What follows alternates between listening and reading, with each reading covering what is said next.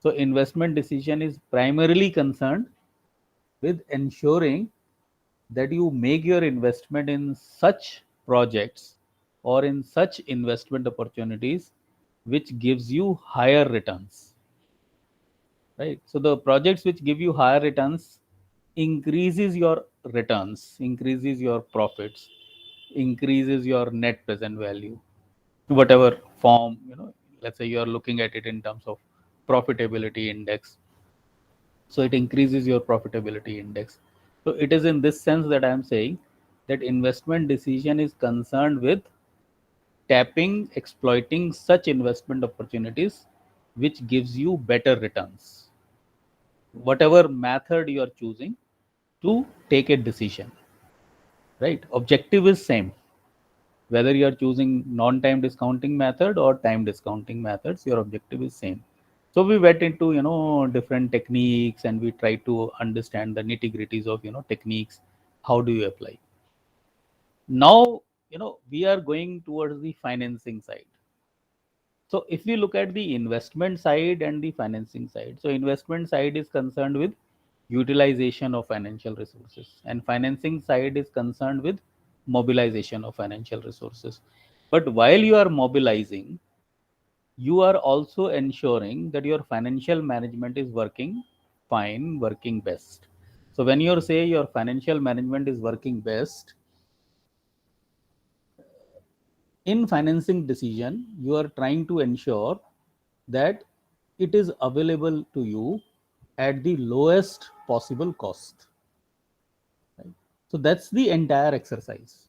You're trying to undertake an exercise of financing, of mobilizing resources in a manner so that your cost of capital is lowest.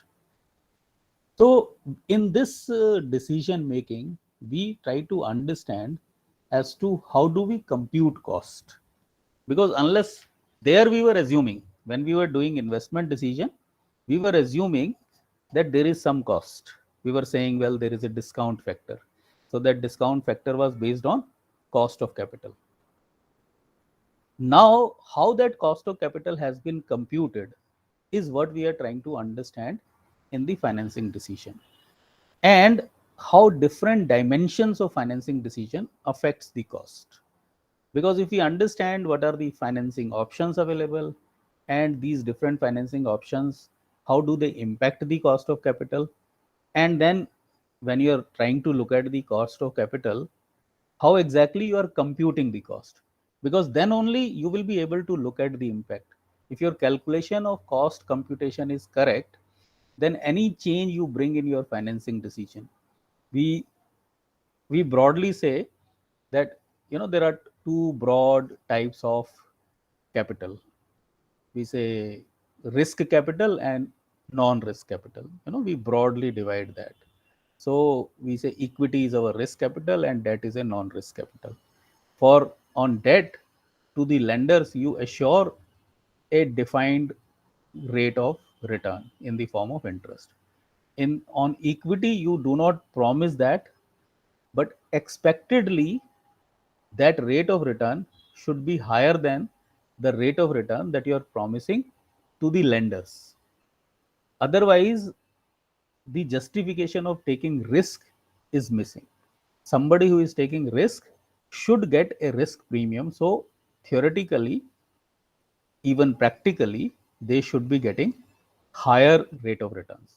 So, that's how we say these are the two broad types of capital. But then there are other dimensions of this. So when we are computing the cost of capital, we say there are n types of different financing options, and these n types of different financing options.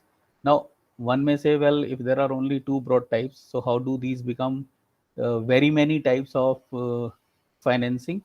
Can somebody throw a light on that?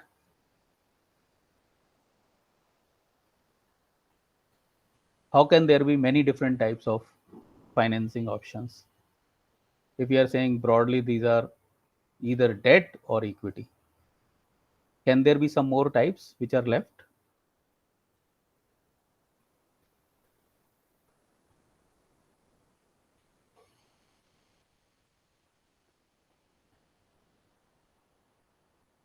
See, in the market, if you look at, sometimes what you find is that the debt is not available at the same rate of interest. So there are different rates of it. Also, at times you have a mix kind of a financing option, something which you call it as a convertible debt or convertible debenture. So when it is a convertible debt or debenture, then you find, well, its cost of capital may be somewhat different. Likewise, within the debt options, there is always a kind of, let's say, companies taking debt which runs into a huge amount. So the company which takes debt does not take it in one go, and since it does not take it in one go, the one which lends later gets a different rate of interest because of the market conditions, because of the priority in which these may be repaid in case of insolvency or in case of difficulty of paying the money. So there are other ways of ranking even this broad category of debt. So therefore, there could be multiple categories. Likewise, over the years, you build up some resources in the form of reserves. So reserves is like retained earnings. So these retained earnings, is it cost free or does it have some cost? So there could be many different categories which may be there. So that's one dimension when we start looking at financing. You have equity, you got retained earnings, then you got uh, debt with different rates of interest. Then you have, well, maybe it's a debt from banking institutions directly, or maybe it is from the market in the form of debenture. And these may carry different rates of interest. Likewise, there could be a hybrid category of convertible debentures. So, like that, there could be many different categories, and therefore we say that of these multiple categories of financing options, we need to find out what is the cost, because this cost criteria is to be applied to the investment opportunities to find out whether the investment opportunities that a business is tapping, are you able to recover that cost or not? Because if you are not able to recover that cost, that means, let's say, in a typically time discounting method of investment, your net present value is going in the negative. So now when this net present value goes in the negative, you take into account a particular discount factor which is based on cost of capital. So if your cost of capital computation is wrong, your discount factor is wrong, and so your net present value is wrong, and therefore your decision about investment is also wrong. Let's say you have taken lower cost of capital, so many of those investment opportunities which appear to be, which should have been unprofitable, which should not have been exploited, gets uh, gets the attention of the investor, gets the attention of the entrepreneur, gets the attention of the industrialist. Okay, so we are on to the other side. We can say we are on to the other side or other facet of the financial management or other side of investment. So one of the important dimension when we are looking at the multiple types of financing options is to compute the weighted cost. So when you are trying to compute the weighted cost, there are two important dimensions which one should take care. Can somebody say something on what could be these possible two dimensions?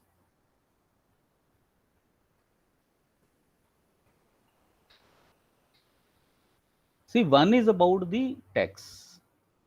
Okay, because some of the costs are tax deductible. Some of the costs of financing is tax deductible. For example, the interest on loan or debentures or debt, that is a tax deductible item.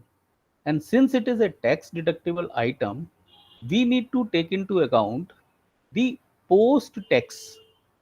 What is the effective, cost that we are getting. Okay, the second important dimension is that when we are looking at multiple options of financing, whether we should apply the book value weights of the resources mobilized, or we should apply the market value weights of the resources mobilized. So I am saying, taking an example, let's say there are three different types of uh, financing options. And I'm taking a simple example, which I can even state orally. If you wish, I can even use an Excel sheet, but I'm sure you will be able to follow. Assuming that our total capital is 10,000. I'm not going into further, as to whether it is 10,000 crore or 10,000 lakh, whether it is rupees or dollars or pound or yen, whatever it is. Let's say we are taking some assumed currency and some further number of zeros, and it is 10,000. So I am saying this 10,000, let's say, with reference to book value. And of this 10,000, let's say 2,000 is equity, 3,000 is retained earnings, and 5,000 is debt. And you are being given the cost of capital of these, and you are not being given any tax rate. Okay, you are being given the cost of capital and you are not being given the tax rate. So if you are not given the tax rate, okay, if you are not given the tax rate, that means you are calculating without reference to tax. Tax is not coming into the picture of calculation, which should generally be there, because no economy works without taxation. Since taxation is generally there, so we must finally work it out keeping in mind the taxation. So let us say of this distribution that we have just talked about, 2,000, 3,000 and 5,000. 2,000 equity, 3,000 retained earnings and 5,000 debt. Let us say it is given that the return on equity is 10%. Now we will go into the computation of how this 10% comes. And generally we take the cost of retained earnings as equivalent to cost of equity. So let's say I call it as 10% for the cost of retained earnings as well. Then we come to debt part, and assuming that it is given that the rate of interest is 8%. So if you take rate of interest as 8% and equity and retained earnings as 10%, from the book value, it is very easy to calculate the weights, right? For the finance, 20% is equity, 30% is retained earnings, and 50% is debt. And alongside that, you have a, for equity cost is 10%, for retained earnings cost is 10%, and for the debt it is 8%. Let me use an Excel sheet here so that I can expand on this simple example.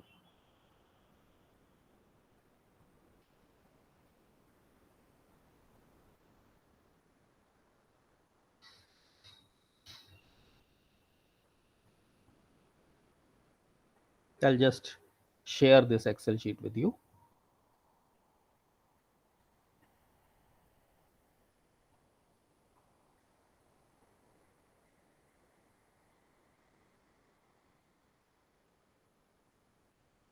Is my Excel sheet visible?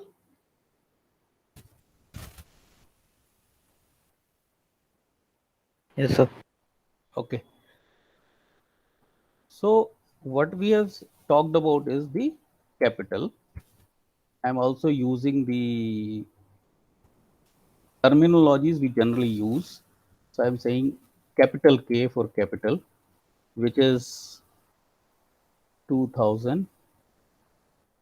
Let me also write here as well K. Actually, here I should have written the amount.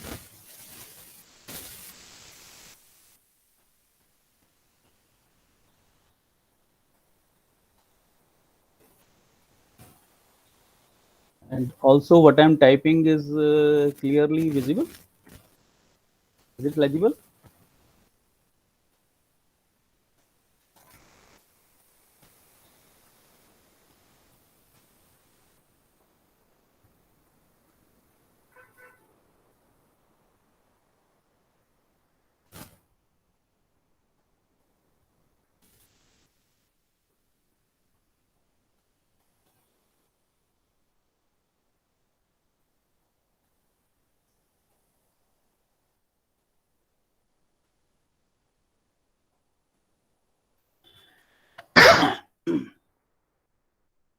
So now we are being given small k also. So small k is 0.1, that is 10%, 0.1, sorry, 10% and 8%. And we know the weights.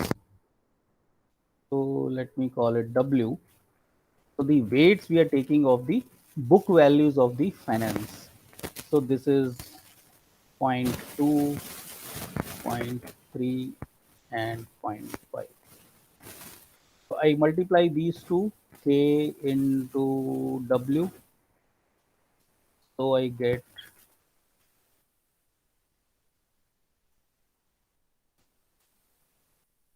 I do this for all the three options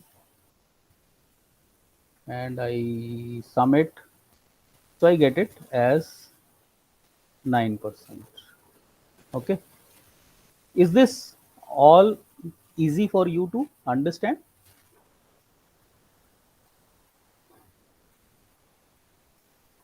Yes, sir. Now let us bring in the taxation impact, for which I include another column here.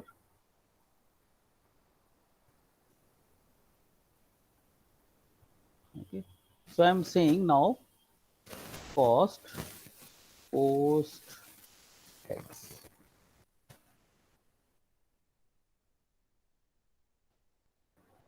So when you are calculating post taxation,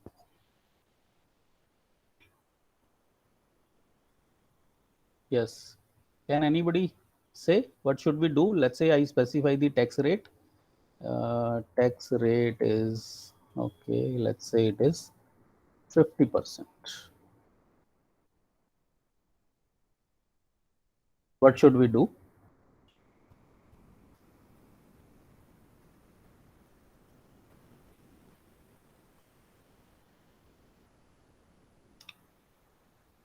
So the cost of debt will be multiplied by 1 minus tax rate in order to get Okay. the after tax cost of debt.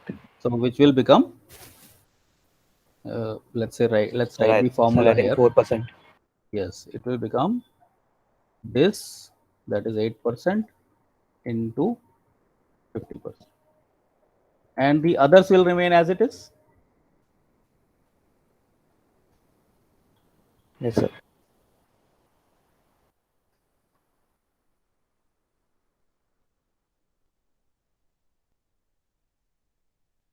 So let me calculate the K into W post X.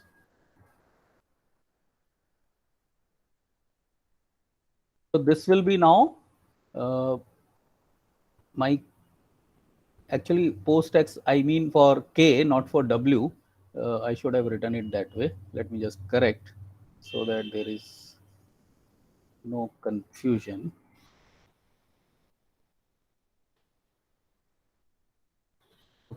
That's how this is post tax rate multiplied by weights. So we get this value equal to this, and we, sorry, I have multiplied not with weights, I have multiplied with, this should have been multiplied with weights. Yes, and I copy the formula across. Okay, not for these two. This is my sum value. Okay, so now I am getting my weighted average cost of capital post tax equal to 7%. Pre tax was 9%, but let's see, let us see what should be pre tax. If we are taking pre tax, is this the calculation correct? Because I have not written it as pre, I have just written cost of capital. Generally we don't take into account, so we can even forget it also at this moment, right? This pre-tax part we only take into account the post-tax, because the cost of capital for equity is worked out post-tax. if we work it out pre-tax, that would mean something else, right? Because there is no taxation, so we have not applied. But here, once we include 50% tax, that means this cost of capital is after deducting the tax, which we have not shown here as the calculation. That means if this 10% is after deducting the tax, if there was no tax applied, the cost of capital pre-tax would have been, that means 20%, not 10%. Okay. So that's the implication here. But since we are not giving all the details, we really do not know the implications, because then, these costs do intermingle with each other in terms of, having its impact. As you introduce tax dimension, it should have impacted my overall profit calculation also, because I'm not showing all those calculations. So I mean, like it's not exactly, to be reverse engineered in this manner. Okay.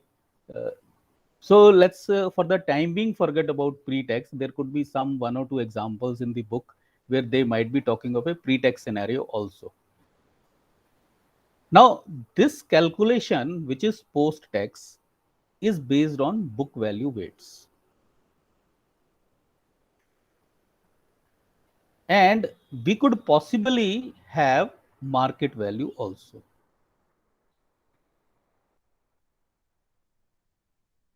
So let us say, what is the information available for market value?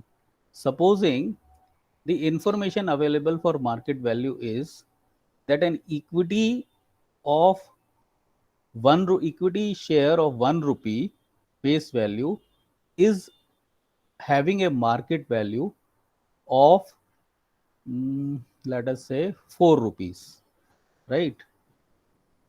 Equity share, I can write here 4 rupees.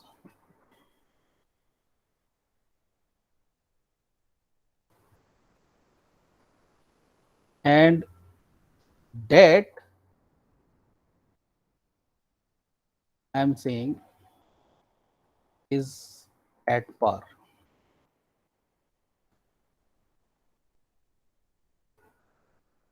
Okay. So now my market value becomes, how much my market value becomes for equity?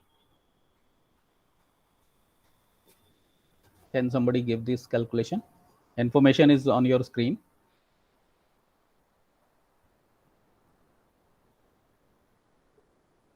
What Sir, becomes 8,000. of 8,000, right? You have 2,000 shares of 1 rupee each available in the market for 4 rupees. So market value of equity. What about retained earnings?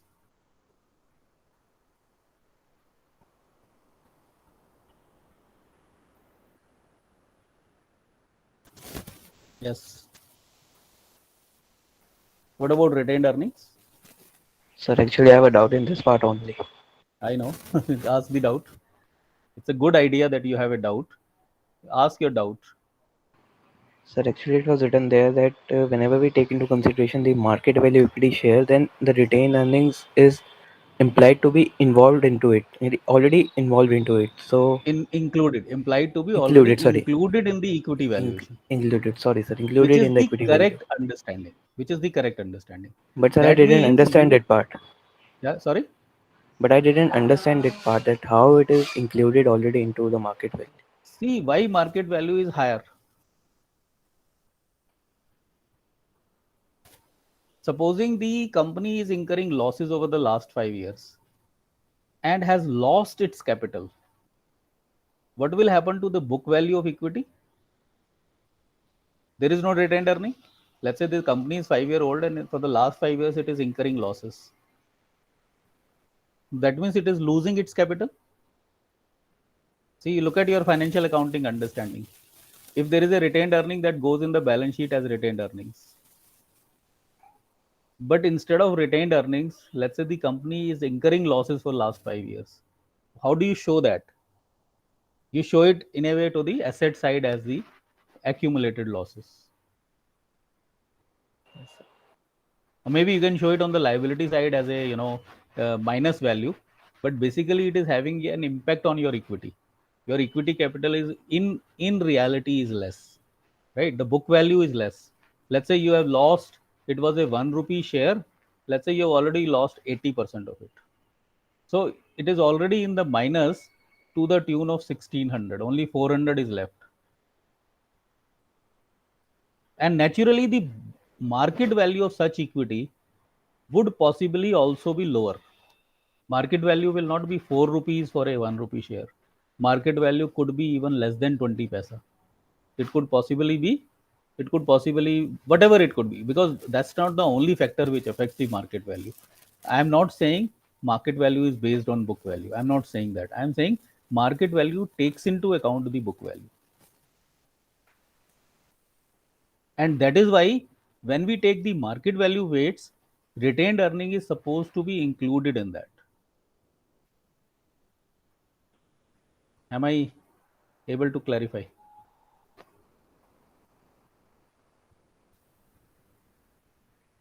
Yes. Am I able to clarify? Yes, sir. I got it. So if that be the case, we only have the equity shares market value weights and we got the debt market value. To make it simple, I have used it as at par. We could have done it, differently. We could have used some other. We could have said, well, debt is, generally debt is sold in the market at a discount. Why at a discount? Because the required rate of return or the market rate of return is usually higher than the, in many of the situations, is usually higher than, there could be some debt which may be having a very high rate of interest, but usually the rate of interest are slightly lower than the market returns. And that is why the debts are sold in the market at a discount. So maybe possibly I could have given information, well, debt is available in the market at 98% or at 95%. So accordingly, market value would have been reduced to that extent. I have not given that information. I have kept it simple. I have kept it at par. And therefore, the market value of debt is I am taking as 5,000 only. If that be the so, then now I have my weights, and so let me call these weights also book value weights, the previous one that I've defined. And let me also write this one as book value weights.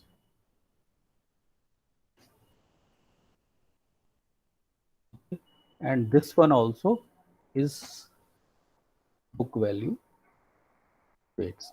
And this new one, because now I have a market value, and the one which I was calling as amount, let me call it as book value.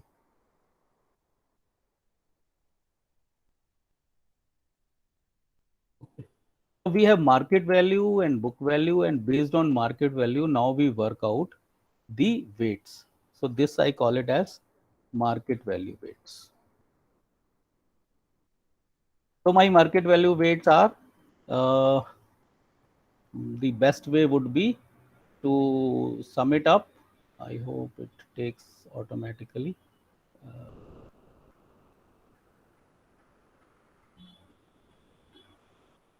Okay, what I do is, let me put a 0 here, and then I take it as what's happening. It's not taking automatically.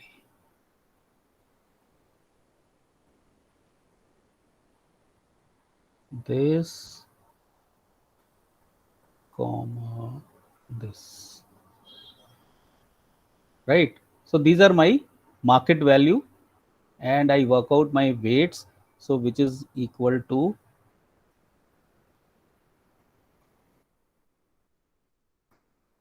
and likewise I have this one, which is equal to this divided by 5,000 divided by 13,000. And so this total will always be 1. The total of the weight column will always be 1. Okay, 0 I have excluded because that's not relevant as of now. And then I have my cost of capital, and I assume that it is same. See, I am again, keeping it simple here at this moment. So I am saying my cost of capital. So when we say this cost of capital which we are not computed out, we call it as specific cost of capital. Specific cost of capital means that it is given to you, not to be computed, right? So since it is given to you, so I am taking this as 0.1 and this as 0.0, and then I multiply these two columns. I'm without giving the heading, I'm just multiplying it.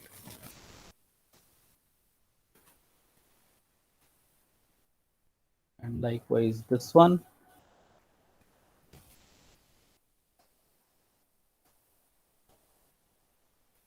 And I sum it up.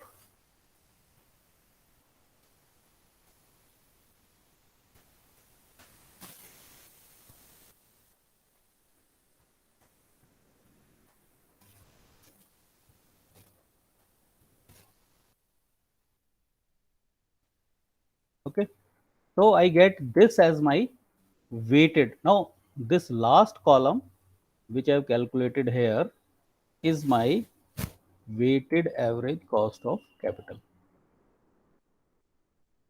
The first one was, let's forget about the first one because it was without taxation. So let's say I delete this column. Okay, that's what it is now. So I have my post tax book value based weighted average cost of capital and post tax weighted average cost of capital based on market value weights. So that's how we calculate weighted average cost of capital. We keep into account the taxation and we also keep into account the weights of capital, weights of different components of capital. There could be two different types of weights, book value weights and market value weights. And now we come to how the problem is posed in examination. So possibly maybe it's a full examination question, and if it is a full question in the examination, you are expected to do calculation in both the manner, that is based on book value weights as well as based on market value weights. But assuming the question, the problem posed, say problem posed asks you to use only the superior weights. So the moment the question says use only superior weights, we say, well, market value weights are superior weights. Okay.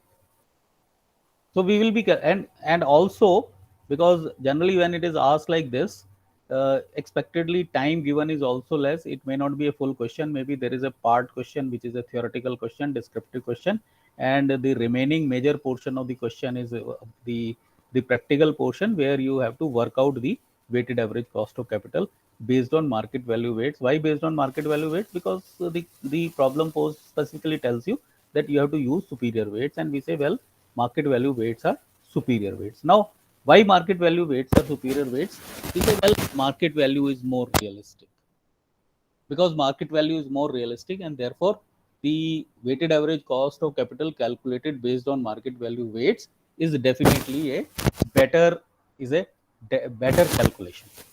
Of course, there are some limitations even to the market value weights, and in that sense, like we were talking of in the like some one of our faculty was talking about the long term, long term cost of capital.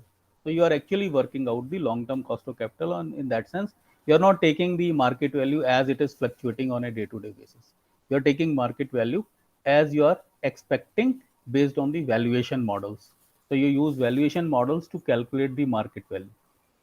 So it's a theoretical market value.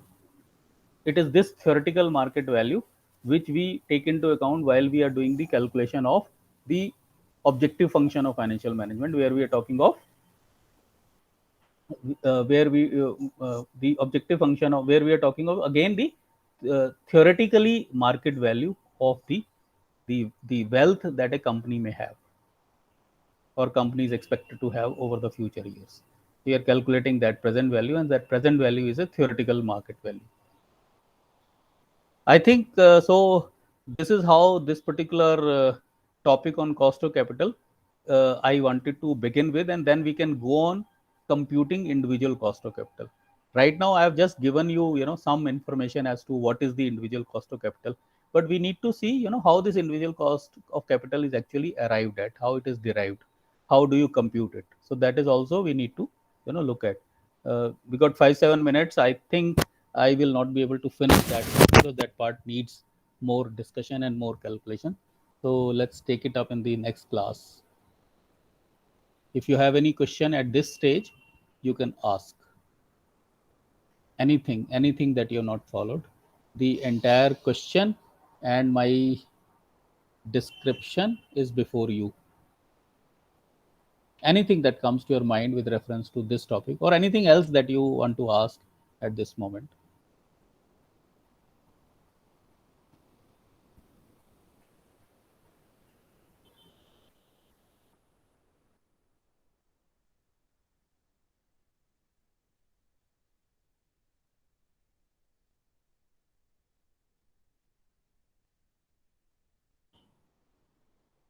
Yes. So I assume that you understand it.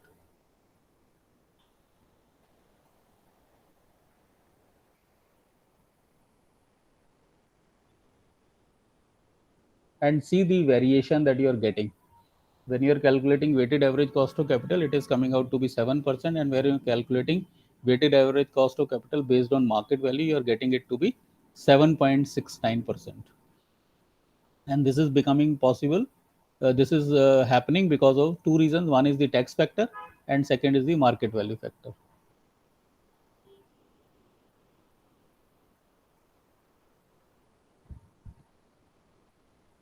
Is that okay, everybody?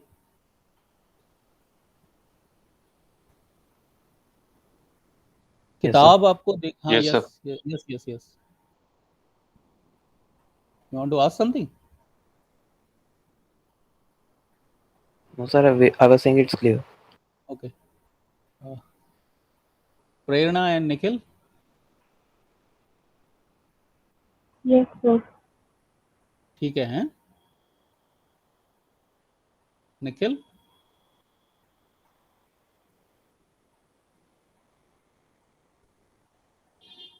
Rishika and Sanjana? Okay. Nikhil is saying yes, sir, on the chat. Yes, sir. ठीक है Yes, समझ sir. आ गया है हाँ संजना या okay Shubham Yes, sir. Shubham तुमने तो वो भी अटेंड किया ना रेमेडियल क्लास Yes, sir. अच्छा ठीक है I think so now you go through the book. Those of you who have the book and those of you who don't have, please procure a book. At least one book you should have, and simultaneously you start studying and see how different costs of capitals have been worked out. How the cost of equity capital worked out, how the cost of debt is worked out, how the cost of retained earning is worked out, what assumption they are taking when they are working it out, right? So based on that assumption, different calculations are there. uh, so then you will follow it more because that's what I'm going to discuss in the next class. We'll discuss computation of equity cost, computation of debt cost. Okay, we stop here. I'm stopping sharing.